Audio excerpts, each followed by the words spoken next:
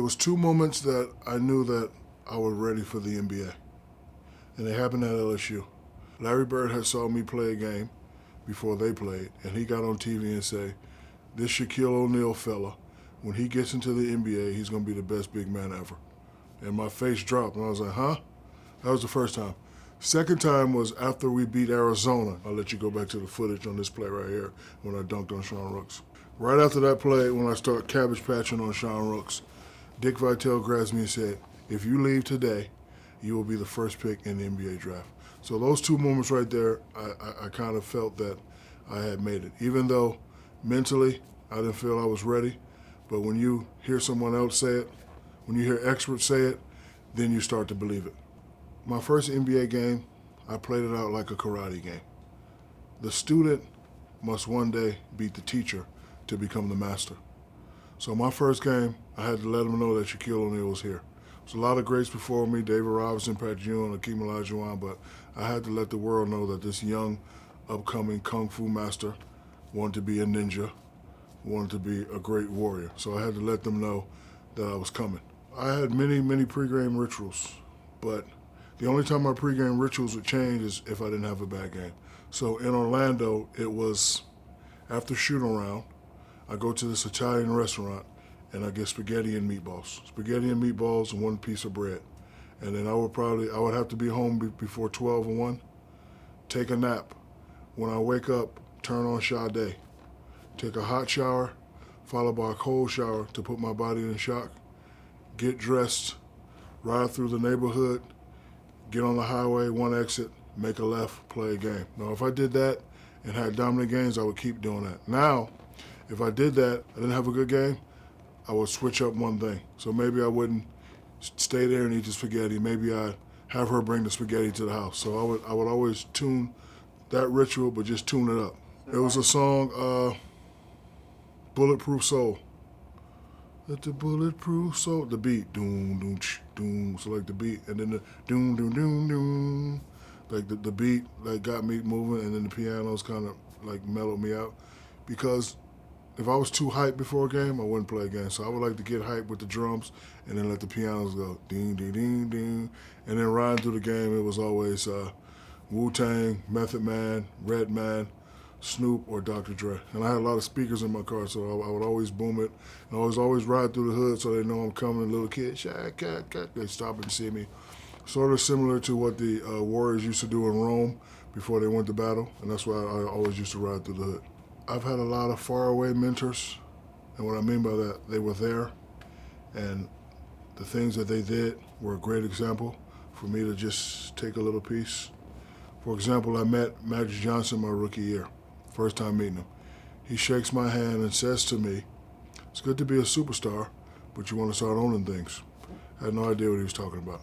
But as I watched him progress as a man, as a businessman, the business stuff he started doing, I'll take a little piece of that, la, la, la, la, la, la. See, this Jordan guy, why do people like Jordan so much? Oh, he's dominating. Oh, he's the best player in the game. Oh, I'll take a little of that. Oh, he has an emblem on his shoe, that's a dunk man. I have a dunk emblem too, I'll take some of that. I'm a big guy though, these big guys out there. Oh, Magic again. Oh, he smiles a lot, I'll take some of that. And you know, experience is the best teacher. The greatest thing that I learned from these guys is from conversation. Like I've had many conversations with Bill Russell. It's a lot of old guys, one of them just passed away, Dr. Jack Ramsey. Like he's a great coach, and we just used to have conversations. And I would like see him in Miami and he'd be like, you know the ref's gonna call the game tight today. Won't you start off with finesse, give it to him that way, and then dominate. So watching people, stealing it, and just having conversations. That's what took me to the next level. Well, getting to the level of MVP, first of all, it's not done by yourself. Not only have great teamwork, you have to have great teammates that believe in you. And, you know, in order to get someone to believe in you, you have to walk the walk and talk the talk. And you have to lead by example. Like, you can't ask a point guard who has the ball most of the time to dive in the stands when you don't dive in the stands. So I would just dive in the stands. And one of my favorite quotes is, if the general doesn't panic, then the troops will never panic. Like, I could have scored every time. I'm not being arrogant. I could have scored every time, but D-Fish hasn't shot a jumper in a while. Let me kick it to him. Oh, he hit it. I'm going to throw it to him again. He hit it. All right, he missed this one. Big shot, Bob. You ain't hit a big shot for us in a while. Let me kick it to him. So I had to keep those guys involved. So then when you needed them, they were always ready. The thing about my life is everything that I'm doing now, I dreamed of as a little kid. Even with the video games, playing the dumb ColecoVision game. I said many times as a youngster, I wish they'd come out with a basketball video game. My favorite part of being an NBA player, I would have to say, is winning championships, being recognized as one of the greats, giving people a good show, and having fun. I begged my father to take me to a game one time, San Antonio Spurs game. And, he borrowed 20 from one of his friends, and we were way up. Terrible game. So in the way home, my father was silent, and he was actually upset. So he looks at me and says, son, if you ever make it to an NBA game, make sure you give the people their money worth. And I was like, what do you mean? He's like, listen, a lot of dads and moms don't have a lot of money to be paying for these tickets. Make sure you give them a show. And that's why I played the way I played. The thing that I love to do off the court, especially when I wasn't playing basketball, is take advantage of opportunities that I might not get a second chance at. For example, Arsenio Hall, when I got drafted, called me to do his show. And I'm very unique. Didn't want to be like everybody else. Didn't want to come in a $1,500 suit and just talk and brag about what I bought and all that. So I called him. I said, hey, can I rap in my favorite rap group? Sure. So I did it. The record companies thought it was unbelievable. Oh, my God. And they offered me a record deal. Guess what? I'm a rapper now. Let me do that. Oh, you want me to do a movie, Blue Chips? Yeah, let me do it. My mother's calling me. You promised me you go back and get your degree? I got to go back to school. So I was a master at taking advantage of all opportunities. I can remember when I first got the call from NBA 2K people. We want to put you on the cover. Yeah, of course. So, yeah, I would love that. And then, the bragging rights as a father. My kids are like, business people. Like, we would get them first, and I slide a coat to my kid. They actually went to school and started selling. I was like, bro, you can't do that. Can't do that, bro. You're gonna get us in trouble. Dad, they want to give me $20. I was like, I like your effort, but just give it to them. People know that I'm very, very fond of law enforcement. So one of my dreams as a youngster was like, hey, I want to be a sheriff. So let me pursue this. And I meet chiefs and mayors all the time. They say, let me give you a badge. But no, I don't want you to give me. Let me go to police academy. So I went to police academy in LA, and I'm a reserve officer out there. When I get traded to Miami, I went to police academy out there. I'm a reserve officer out there. And it's just fun. It's just learning. The biggest piece of advice I would give a rookie coming up is 1, have fun. 2, learn the business. 3, create your own style. And 4, master the business. And then the last bit of advice, save your money. Save your money. Don't get too carried away. I wish I would have knew that word, the word lease when I first came in. I was an idiot. I was so crazy. Like I got drafted in 92. So I'd buy 92 Benz. 93 Benz would come out. It's the same freaking Benz, but I want the 93. So what do? Trade in the 92, lose 30, 40,000 to get the 93. And I'll do the same thing, 94, 95, rather than just leasing for 2 years with the option. And then I spent a lot of money just doing that. So, my advice today, don't go crazy. I went crazy my first 3 years. Holy. There's 5 people that influenced my game. Coming up as a youngster, my father, Philip Arthur Harrison, he threw 3 people in my face all the time. And started playing at 7. Had no idea who these people were. So he taught me how to play the game. First move he taught me is the sky hook. Teach me how to play defense. You have to, be a certain distance when you try to block a shot. Bill Russell. And then he taught me how to be mean. Wilt Chamberlain. Dominance is what they call it. So now that I'm a basketball fan, and I'm a big guy, but all my friends are little guys, let me put the big guys on the side. Let me start doing some of this little guy stuff. Hey, who's this Dr. J guy? Let me do that. He's a little too small. Oh, Magic? Magic is 6'9". I'm in high school, I'm 6'9". Let me go with Magic. And then after that, so you know what, I'm a big guy again. So Bill and Wilt, they're kind of old school. I'm a hip hop kid. I got the thick shoestrings. I got I got the rapper's chain and all that. Hey, who's this Patrick Ewing guy from Georgetown? Hey, who's this David Robinson fellow from Navy running the floor? And then, a lot of people don't know, but the Shaq character was stolen. There was a guy who went to North Carolina State. His name was Charles Shackleford. He had the knee pads, so I stole his whole identity. And I knew that I was going to be a way better player than this, so I took his whole identity and I said, let me try this Shaq thing while I'm in high school in San Antonio. And the Shaq just picked up and it stayed and it stayed and it stayed. Father did a great job of raising me Karate Kid style. He would let me win a trophy. He would let me celebrate one day. Then when I would come home, all the trophies would be gone. By the time I got to the NBA, I was programmed to get the trophy, give it to him, come home and not see it, not get satisfied, and try to go get another one.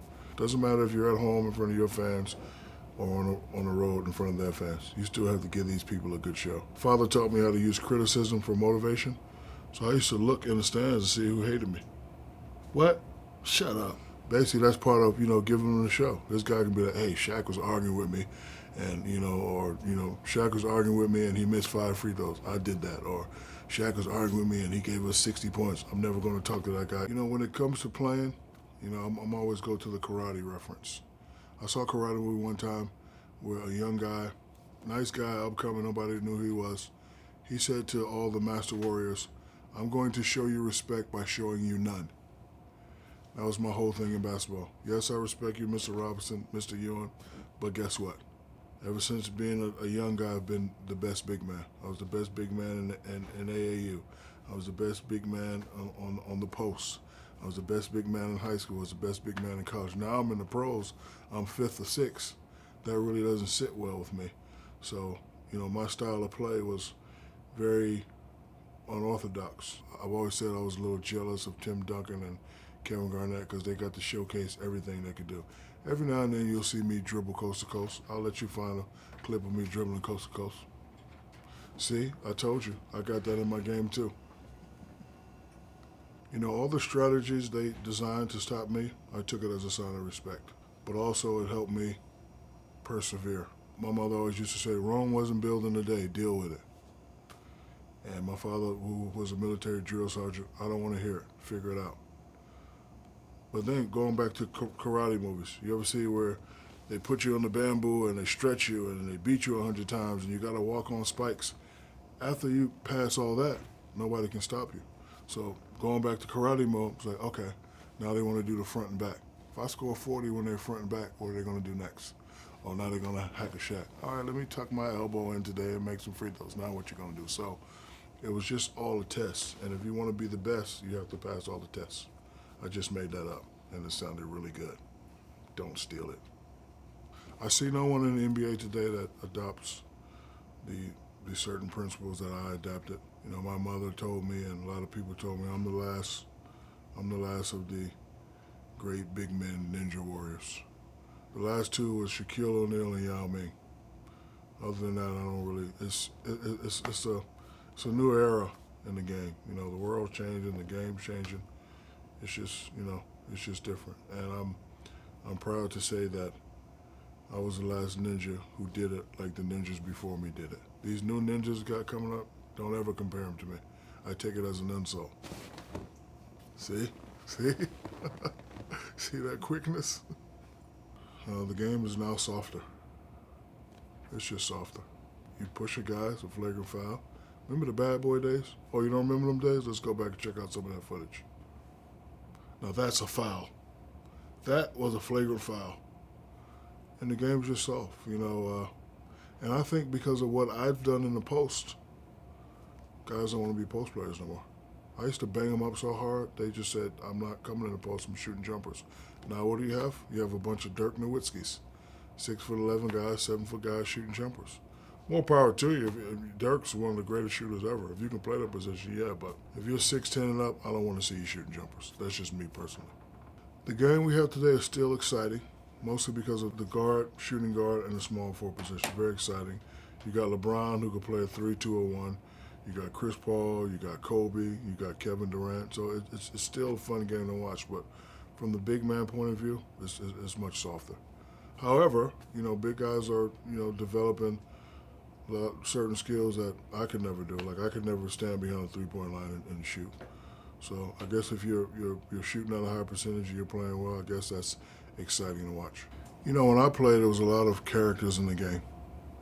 The only character that tried to ever get under my skin was Dennis Rodman and Bill Laimbeer.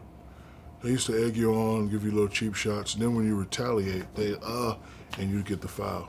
You know, a lot of people made a noise about what Lance Stevenson did to LeBron. That's what I mean by the game is getting soft. As a player, you have to do what you have to do to get under a guy's skin. I was an immediate retaliator. So like if you did something to me, these elbows were on a very loose hinge. So as soon as you did something, it just came up real quick. So not a lot of guys, mess with me because I would retaliate in a half a second. I used to always try to humiliate all the big guys. My favorite big guy to humiliate was Sean Bradley. I'll let you check out some footage. Told you. Sorry, Sean. A lot of people ask me, do I see similarities of my game and the game today? There's probably only one. It'd be Dwight Howard. The only thing he doesn't do that I did is dominate all the time. I love my mother and I love my grandmother, but if they cross that line, they're going to get the same elbows that Greg Ostertag got. That's just how it was. Thanks so much for watching ESPN on YouTube. For more sports analysis and highlights, download the ESPN app. And for live streaming and premium content, subscribe to ESPN+.